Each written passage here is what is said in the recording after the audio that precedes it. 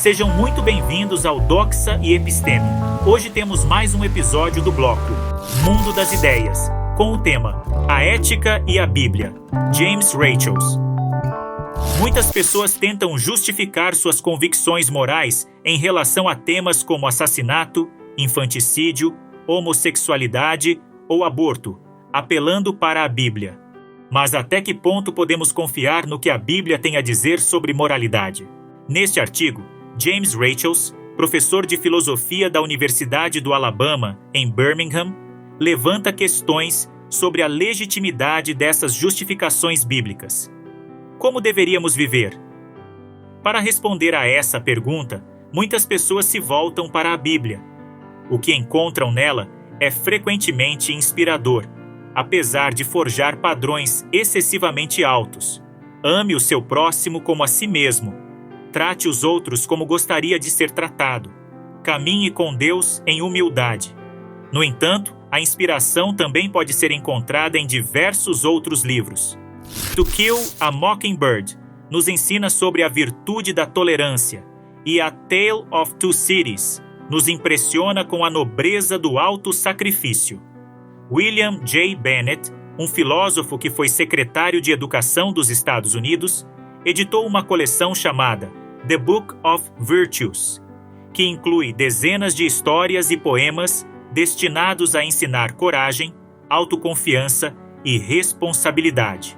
Muitos, porém, consideram que a Bíblia é diferente, pois acreditam que ela tem uma autoridade moral que falta aos outros livros. Portanto, recorrem à Bíblia não apenas buscando inspiração, mas também respostas a questões morais específicas, como aborto e homossexualidade. Ensinamentos claros versus interpretações. A busca por uma solução para o problema do aborto ilustra a dificuldade de se encontrar orientação na Bíblia. Como seria se a Bíblia nos desse uma resposta clara? Poderia haver uma passagem como esta, talvez dita por Jesus. Mas eu te digo, a criança no ventre desta mãe, diminuta e ainda não formada, é preciosa aos olhos de Deus, e aquele que a matar, mesmo antes de seu nascimento, cometerá assassinato. Contudo, tal passagem não existe. A Bíblia nada diz diretamente sobre o aborto. Ainda assim, algumas passagens são consideradas significativas. O feto é uma pessoa humana completa, com pleno direito à vida? Um versículo do primeiro capítulo do livro de Jeremias é frequentemente citado para justificar uma resposta afirmativa.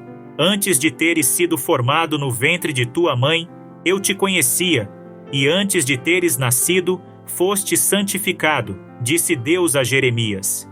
Estas palavras são interpretadas como significando que o não nascido, tanto quanto o nascido, é consagrado a Deus.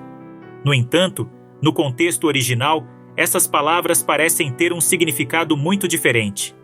Então a palavra do Senhor veio a mim, dizendo: Antes de teres sido formado no ventre de tua mãe, eu te conhecia, e antes de teres nascido, foste santificado. Às nações te dei por profeta. Então eu disse: Ah, Senhor meu Deus, eis que não sei falar, pois sou apenas uma criança. Mas o Senhor me disse: Não digas, sou apenas uma criança, porque onde quer que eu o envie, tu irás, e tudo quanto te mandar dizer, tu dirás. Não temas, porque estarei contigo, disse o Senhor. Jeremias, capítulo 1, versículo 4 ao 7. Não há nada aqui sobre aborto ou sobre a situação moral do não-nascido. Na verdade, trata-se da autoridade de Jeremias como profeta.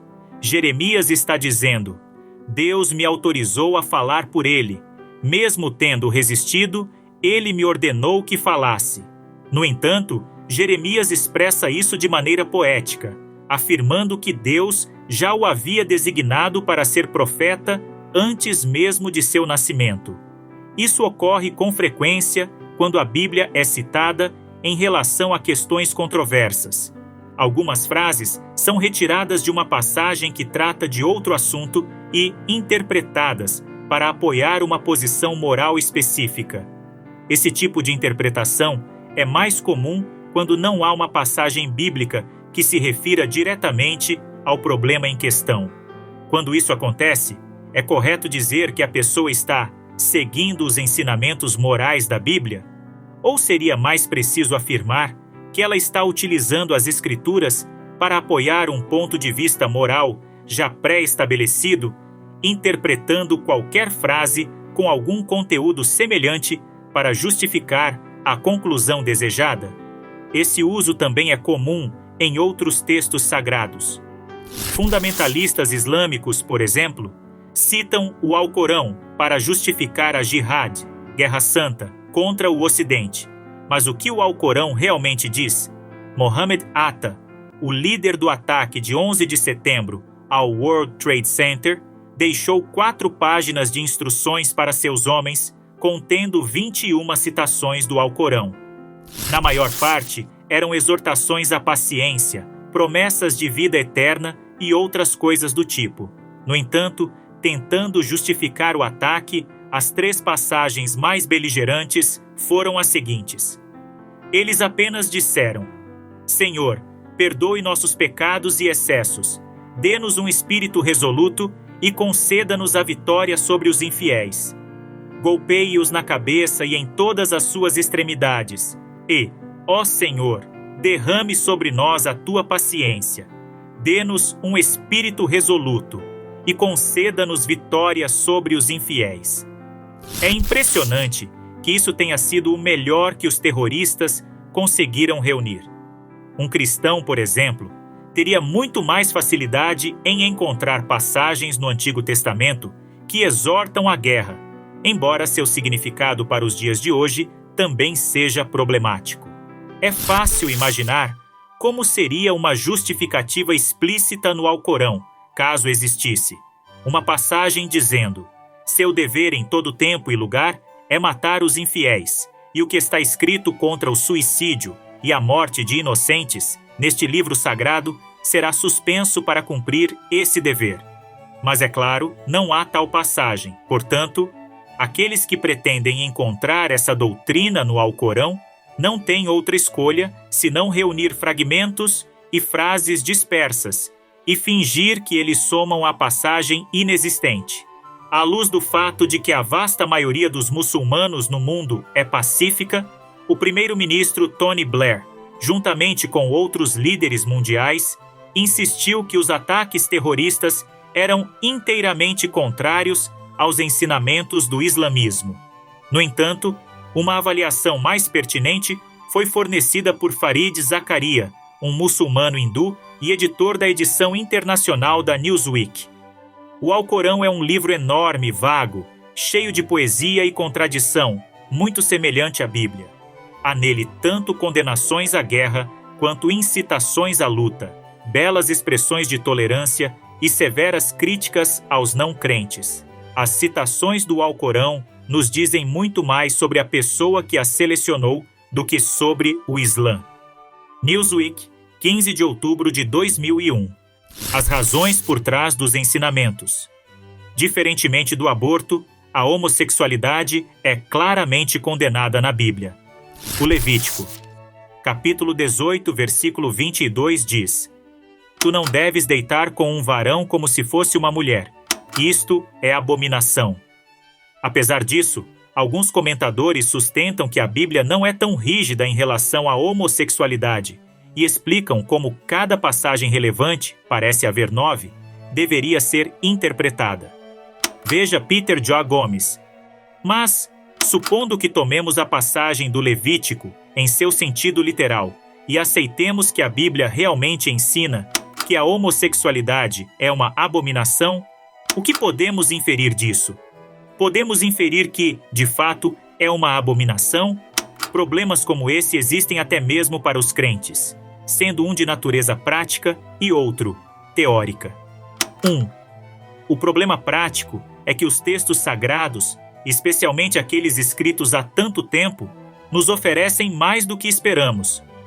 Poucas pessoas leram de fato o Levítico, mas, se o fizeram, descobriram que, além da proibição da homossexualidade, há nele instruções para tratar os leprosos, exigências em relação aos sacrifícios e uma rotina elaborada para lidar com as mulheres em seu período menstrual. Há um número surpreendente de regras a respeito das filhas dos sacerdotes, incluindo a observação de que, se a filha de um sacerdote agir como meretriz, deverá ser queimada viva. Levítico capítulo 21, versículo 9. O Levítico proíbe o consumo de carne gordurosa. Só permite que uma mulher entre no santuário após decorridos 42 dias do parto, e também não permite que se veja a nudez de um tio. Este último, incidentalmente, também é considerado uma abominação. O texto ainda proíbe que a barba seja aparada nos cantos e permite a compra de escravos dos estados vizinhos. Há muito mais, mas isso já é suficiente para dar uma ideia da complexidade e do conteúdo dessas antigas escrituras. Não podemos concluir que a homossexualidade seja uma abominação simplesmente porque o Levítico assim o diz, a menos que também queiramos concluir que todas as outras instruções ali presentes sejam exigências morais.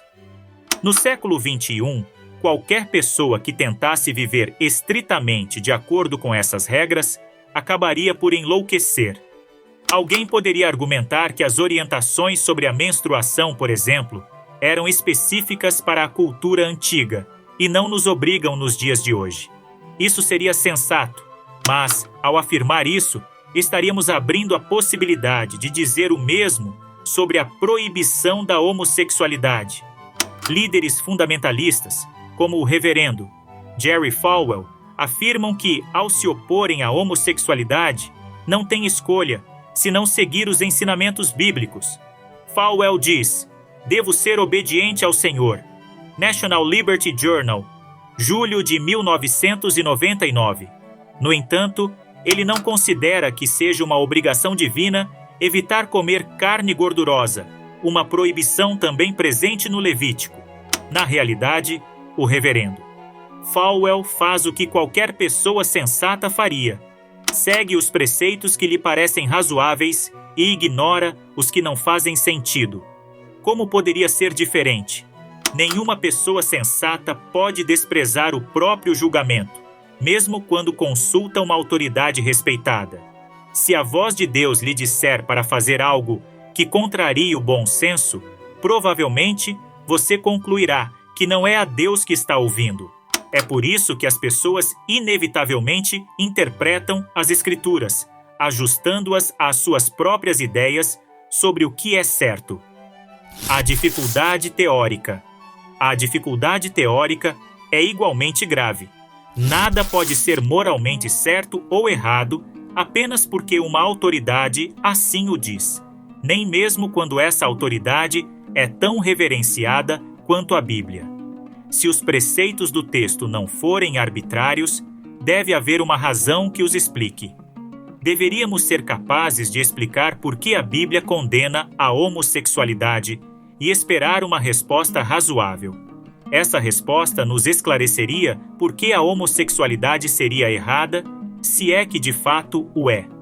No raciocínio moral, a simples referência a um texto deve ser abandonada. É a razão por trás do mandamento que deve ser considerada. Vale a pena aprofundar-se neste ponto. Considere um exemplo diferente.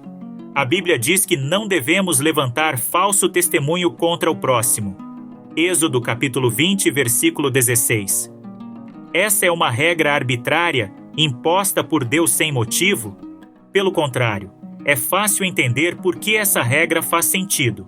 O falso testemunho prejudica e destrói a confiança que os outros têm em nós. Mentir sobre o próximo é uma injustiça e um insulto. Se quisermos entender por que mentir é errado, essas são as razões. A questão crítica sobre a homossexualidade é se podemos encontrar razões igualmente convincentes para explicarmos por que deveríamos condená-la. Se nos disserem apenas que uma autoridade a condena, ainda não nos explicaram por que ela seria condenável. 2 ensinamentos claros do Novo Testamento. É inútil agir ingenuamente em relação à Bíblia, procurando respostas simples para questões morais e sociais complexas. Um texto composto há tanto tempo não contempla os problemas do século XXI.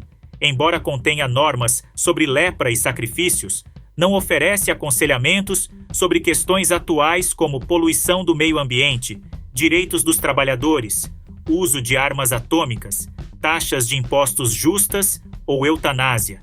Entretanto, alguns problemas morais são atemporais e sobre alguns deles os ensinamentos do Novo Testamento são claros.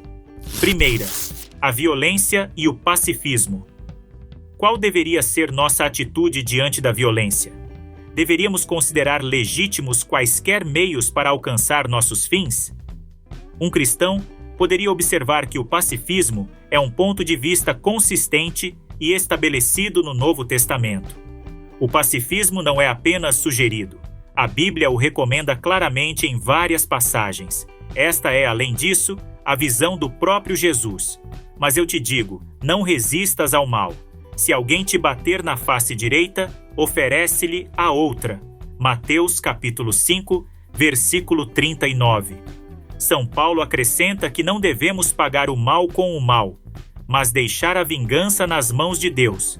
Romanos capítulo 12, versículo 17 ao 21. Essas palavras e outras semelhantes, espalhadas pelo Novo Testamento, são tão familiares que não percebemos o quanto são radicais. Mas os primeiros cristãos perceberam.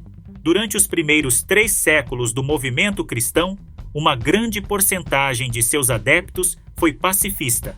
Somente após a conversão de Constantino, quando o cristianismo se tornou a religião oficial do império, o pacifismo cedeu lugar à ideia de guerra justa e ao direito de autodefesa.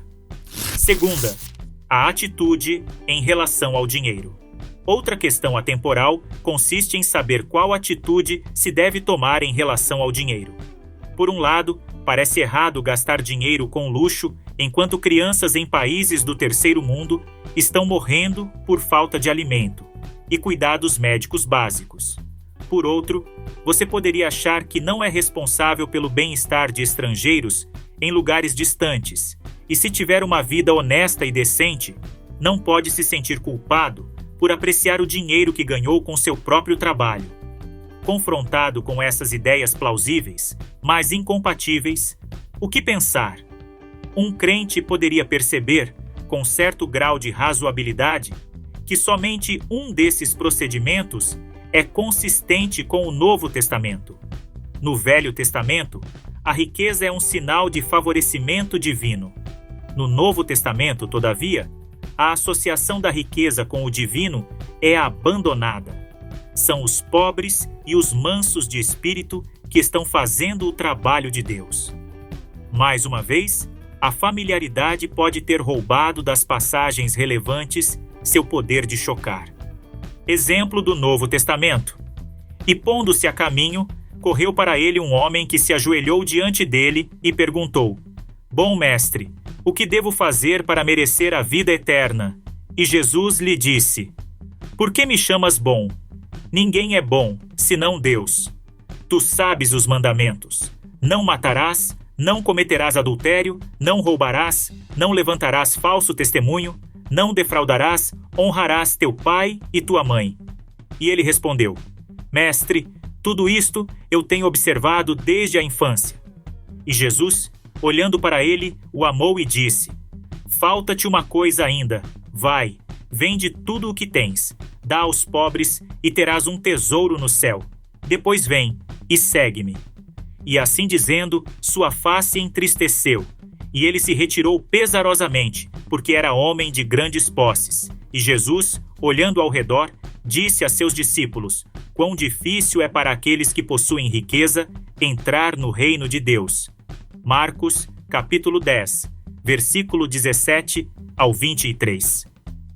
Reflexão sobre compromissos cristãos. Tendo percebido tudo isso, um crente poderia decidir se comprometer com um modo de vida que renuncia tanto à violência quanto à riqueza. Mas esses compromissos se justificariam? Se a justificação está em questão, precisaríamos saber as razões por trás das imposições das Escrituras. Aceitá-las pela fé seria algo como se aconselhar com um amigo confiável. Ainda que não se deva concluir que o conselho foi correto simplesmente porque veio de seu amigo, você poderia acreditar que ele teve boas razões para lhe dar esse conselho. Um amigo, todavia, não o deixaria na ignorância sobre suas razões. Ele lhe diria quais são, para que você pudesse julgar por si mesmo que caminho seguir. Em qualquer medida, um cristão que aceitasse este ideal estaria seguindo os ensinamentos do Novo Testamento. Mas não teria muita companhia. Atualmente, os cristãos apoiam as guerras de seus países e, onde o dinheiro está envolvido, as ideias do reverendo. Bruce Wilkinson são mais populares. O reverendo Wilkinson é o autor de um livro de devoção de 96 páginas, The Prayer of Jabez, que celebra uma obscura oração de 4 linhas esquecidas na genealogia de Crônicas Prim. Jabez, conta-nos a passagem, pediu a Deus para ampliar seu território, e Deus o atendeu. Isto é tudo o que sabemos sobre ele. Então, o reverendo. Wilkinson conclui: quando os executivos cristãos me perguntam, é certo pedir a Deus que amplie meus negócios? Minha resposta é, claro. Seu livro foi publicado 2 anos atrás, e desde então tem vendido 1 milhão de cópias. Pois bem, por hoje é só. Caso tenha gostado, dê aquele like maroto, assine o canal e compartilhe com os amigos. Um forte abraço e vitória sempre!